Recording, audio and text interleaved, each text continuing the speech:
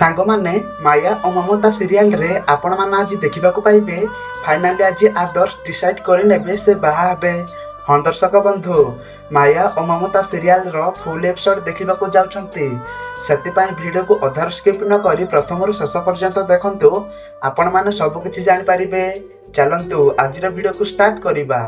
आज रात मुनमुन को देखा करिया पई तांको घर को आस्थिबे आउ कहिबे मुनमुन तमे केमिति अछो टिके भलो लागुची ना। तापरे मुनमुन मुंड हले कि हां करिबे। तापर राज तांको चेकअप करिबे आउ कहिबे टेम्परेचर टिके कम अछि आउ आगरु जो डॉक्टर आसीथिले से जा मेडिसिन लिखिछंती से सब को रात चेक करिबे आउ कहिबे सब किछि ठीक अछि, बास खाली टाइम टू टाइम तांको मेडिसिन देई देबो। तापर पल्लवी कहिबो तमे एकदम ठीक कथा कहिछो राज, मु तांको एक कथा बुझे बुझे पूरा थकी पड़िलेनी। मैडम मेडिसिन खाइबा पाई जमा भी इंटरेस्ट नाहंती। कोन मुनमुन मैडम फास्ट उठंतु, टेबुल सूप थुआ ହେଇଛି तांको पी देबो तापर मेडिसिन खाइ देबो। तापर मुनमुन कहिबे मते भोक लागुनी। तापर राज कहिबे भोक लागुनी कहिले केमती चलिबो, उठ उठ। तापर पल्लवी और राज मुनमुन को उठैबे आउ तापर पल्लवी निज हाथ रे मुनमुन को सूप पाई देबे आउ तांको मेडिसिन खुआई देबे। तापर राज कहिबे ओके मुनमुन एबे तुम निजर केयर नब, जदि किछि प्रॉब्लम होबो ताहले मते संगे संगे कॉल करिवो आसुची कहि सेठारु गला बेले मुनमुन कहिबे रुह राज। तापर राज संगे संगे रहि जिबे आउ कहिबे पल्लवी तुम दुई जन जाक भितरे कोन चालिछि सब मु किछि भी बुझी पारुनी। मु देखुछि जेतेबेले ठाउ राज एठिकी आसिले तुम दुई जनक भितरे सेमिति आगो भेली कथावार्ता आउ नाही। अरे तुम दुई जन परस्पर बहुत भल फ्रेंड, अरे से हिसाब तो कथावार्ता किछि हुओ। आउ तापर पल्लवी कहिबे अरे तू मते कोन पय कहूचु, मु तो केते बळु ट्राई करिछि किंतु से मुह फुले कि सेठी छिडा हिचंती। पुणी राज कहिबे अच्छा कोन सब भूल मोर। तापर पल्लवी कहिबे ताले मोर भूल कोन, मु सकाळु तम पछरे सेमिति पडिछि किंतु तमे मो आडे ध्यान भी दउनो। तापर राज कहिबे कारण तमे एमिति कहि अटकी जिबे।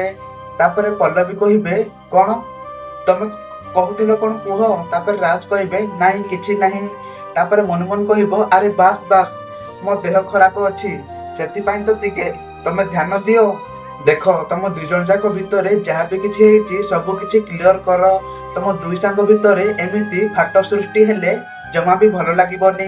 तापर पल्लवी कहिबे मुनमुन ठीक करछि राज, मु तम सहित कथा होबाकू चाहूछि प्लीज। आ सेपटे आपण माने देखिबाकू पाइबे माया कहिबे मु तो सहित किछि कथा होबाकू चाहूछि आदर्श। तापर आदर्श कहिबे राज जो विषय कहले तू से विषय कौन चिंता कलु, माने केमिति आदमीर माँ दरकार से विषय। तापर आदर्श कहिबे एते चिंता करिवार अछि कोन माँ, मु तो ताकू आगुर कहि देछि मु जानिनी बोली आउ ता छडा मु तो बाहाबाकू चाहुनी। सेठी आदमी मते ता पसंद कथा कहिबाको केमिति, तमे आ खुडी दुई जन जाक मिसिकी ता सहित किछि चक्कर चलेछ परा, ताहले तमे किछि से सब कथा जानिथिबो। आउ एते सब हैला परे भी तमे दुई जन जाक मो बिना अनुमति रे ए झियो को डके देइछो। तापर माया कहिबे मु भूल थिली, मोर एमती करिवार नथिला। तापर आदर्श कहिबे नाई मा भूल होची सब किछि मोर, काहे कि ना मु आज्ञा करे एमिति डायरेक्टली भाबेनी बोली कहिबाटा उचित नथिला। मु ताको बुझे कि कहिबार थिला जहा मु करि पारिलेनी। तापर माया कहिबे भूल तो एबे समस्ते करछंती आदर्श, एबे ममता बहुत बड़ भूल कर देई नाहंती तो। आउ ताको थारी एमिति कथा सुनी आदर्श पूरा आश्चर्य होई जिबे।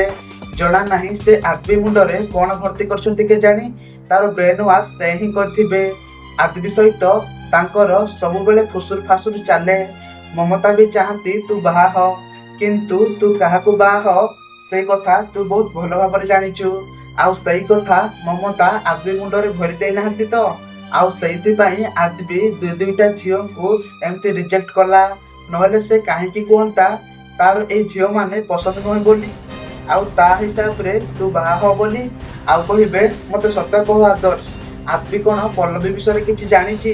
तापर आदर्श कहिबे माँ तमे बोधे बेसी चिंता कर दउछ, तमे ए टॉपिक को एठी बंद कर। आदमी पल्लवी विषय जानिबा बिल्कुल भी चांस नुह। आउ सेकेंड कथा हला मते लागुनी खुडी आदमी सहित सेमिति किछि कथा हेतिबे। आउ तापर माया कहिबे ताले आदमी मुंडरे एबे कोन चालिछि। आउ तापर आदर्श कहिबे मु जानिनी माँ, आउ आमे ए टॉपिक को एठी बंद कर देबा उचित। आउ तापर से रेस्ट करिया पई ऊपर को जिबे। आउ सेपटे आपण माने देखिबाकू पाइबे राज कहिबे କୁହ ପଲ୍ଲବୀ କଣ କହିବାର ଥିଲା କୁହ। ତାପରେ ପଲ୍ଲବୀ କହିବେ ରାଜ ମୁଁ ଜାଣିଛି ତମେ ହଟ୍ ଅଛ କାହିଁକି ନା ମୁଁ ତମ ମ୍ୟାରେଜ ପ୍ରପୋଜାଲକୁ ରେସପେକ୍ଟ କଲିନି। ତାପରେ ରାଜ କହିବେ ନାଇଁ ସେମିତି କିଛି ନାହିଁ ମୁଁ ସେତେବେଳେ ଜବ୍ କରୁଥିଲି। ତାପରେ ପଲ୍ଲବୀ କହିବେ ଯାହା ବି କିଛି ହେଇଛି ସେ କଥା ତ ମୁଁ ଜାଣିନି କିନ୍ତୁ ତମେ ଆଗ ଭଳି ମୋ ସହିତ କଥା ହଉନ। ଆଉ ମୁଁ ତମକୁ ଗୋଟେ କଥା କ୍ଲିୟର କରିଦେବାକୁ ଚାହୁଁଛି ଆଉ ତମେ ମୋ କଥାକୁ କାନ ଦେଇକି ଶୁଣ। ଆକ୍ଚୁଆଲି ମୁଁ ଜଣକୁ ଆଗରୁ ଲଭ୍ କରୁଥିଲି ଆଉ ତାଙ୍କୁ ମୁଁ ପାଗଳ ଭଳି ଭଲ ପାଉଥିଲି। ଆଉ ତାଙ୍କଠାରୁ ଏମିତି କଥା ଶୁଣି ରାଜ ପୁରା ସକ୍ ହୋଇଯିବେ ଆଉ ସାଙ୍ଗେ ସାଙ୍ଗେ ଛିଡ଼ା ହୋଇଯିବେ ଆଉ କହିବେ ଲଭ୍ କରୁଥିଲ କଣ ତମେ ଦୁଇ ଜଣ ଯାକ ଏବେ ଏକାଠି ନାହଁ। ତାପରେ ପଲ୍ଲବୀ କହିବ ଆମେ ଦୁଇ ଜଣ ଏବେ ସେପାରେଟ୍ ଅଛୁ କିନ୍ତୁ ମୁଁ ତାଙ୍କୁ ଲଭ୍ ନ କରିକି ରହିପାରୁନି ଆଉ ସେ ମୋ ପ୍ରଥମ ଲଭ୍ ଥିଲେ ଆଉ ମୁଁ ଏବେ ବି ତାଙ୍କୁ ଭୁଲିନି ରାଜ। ଆଉ ଆଗକୁ ବି ଆମ ଭିତରେ କିଛି ମିସ୍ଅଣ୍ଡରଷ୍ଟାଣ୍ଡିଂ ନ ହଉ ସେଥିପାଇଁ ମୁଁ ବାଧ୍ୟ ହୋଇକି ତମକୁ ଏ ବିଷୟରେ କହିଲି। ଆଉ ତାପରେ ରାଜ କହିବେ ଏବେ କଣ ତମେ ପୁଣି ଥରେ ତାଙ୍କ ପାଖକୁ ଫେରିଯିବା ପାଇଁ ପ୍ଲାନ୍ କରୁଛ। ତାପରେ ପଲ୍ଲବୀ କହିବ ନାଇଁ ଏସବୁ ଆଉ କେବେ ବି ପସିବୁଲ ନାହିଁ କାହିଁକି ନା ସେ ଏବେ ବିବାହ କରିସାରିଛନ୍ତି ଆଉ ତାଙ୍କର ଛୁଆ ବି ମଧ୍ୟ ହୋଇସାରିଛି ଆଉ ମୁଁ ତାଙ୍କ ମ୍ୟାରେଜ ଲାଇଫକୁ ଏମିତି ବିଗାଡ଼ିବା ପାଇଁ ଚାହୁଁନି ସେଥିପାଇଁ ମୁଁ ତାଙ୍କ ପାଖକୁ ଆଉ କେବେ ବି ଯିବିନି। ପୁଣି ରାଜ କହିବେ ତମେ ମତେ ଏ କଥା କଣ ପାଇଁ କହୁଛ। ତାପରେ ପଲ୍ଲବୀ କହିବେ କାହିଁକି ନା ମୁଁ ତମର କେୟାର କରେ ମୁଁ ଚାହୁଁନି ଆମ ଭିତରେ ମିସ୍ଅଣ୍ଡରଷ୍ଟାଣ୍ଡ ହଉ ବୋଲି। ୟୁ ଆର୍ ବେଷ୍ଟ ଫ୍ରେଣ୍ଡ ରାଜ ଯଦି ବି ତମେ ମତେ ସିରିୟସଲି ପ୍ରପୋଜ କରୁଥିଲ ମୁଁ ତମକୁ ହଟ୍ କରିବା ପାଇଁ ଚାହୁଁନଥିଲି ସେଥିପାଇଁ ଆମ ଭିତରେ ଏସବୁ କ୍ଲିୟର ହେଇଯିବା ନିହାତି ଦରକାର। ରାଜ ମୁଁ ତମକୁ ମୋ ବେଷ୍ଟ ଫ୍ରେଣ୍ଡ ବୋଲି ଭାବେ ମୁଁ ତମକୁ ହରେଇବାକୁ ଚାହୁଁନି। ଏ ଦୁନିଆରେ ତମେ ନଲିସା ମୁନମୁନ ଏମାନେ ହିଁ ତ ମୋ ଫ୍ୟାମିଲି। ଆଉ ତାପରେ ରାଜ କହିବେ ହୁଏତ ମୁଁ ତମକୁ ଗୋଟେ କଥା କହିଦେବାକୁ ଚାହୁଁଛି ମୁଁ ତମକୁ ଏମିତି ସିରିୟସଲି ପ୍ରପୋଜ କରିନଥିଲି ବାସ୍ ଏମିତି ଜବ୍ କରୁଥିଲି କେବଳ ତମ ମୁହଁର ସତ ବାହାର କରିବା ପାଇଁ। ଆଉ ଦେଖ ଗୋଟେ ଛୋଟିଆ ପ୍ରୟାସରେ ତମେ ସବୁ ସତ କଥା କହିଦେଲ।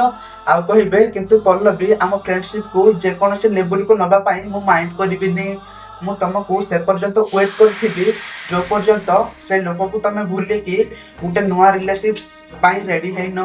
ତାପରେ ପଲ୍ଲବୀ ମୁନମୁନକୁ ମେଡିସିନ ଦେବା ପାଇଁ ଚାଲିଯିବେ।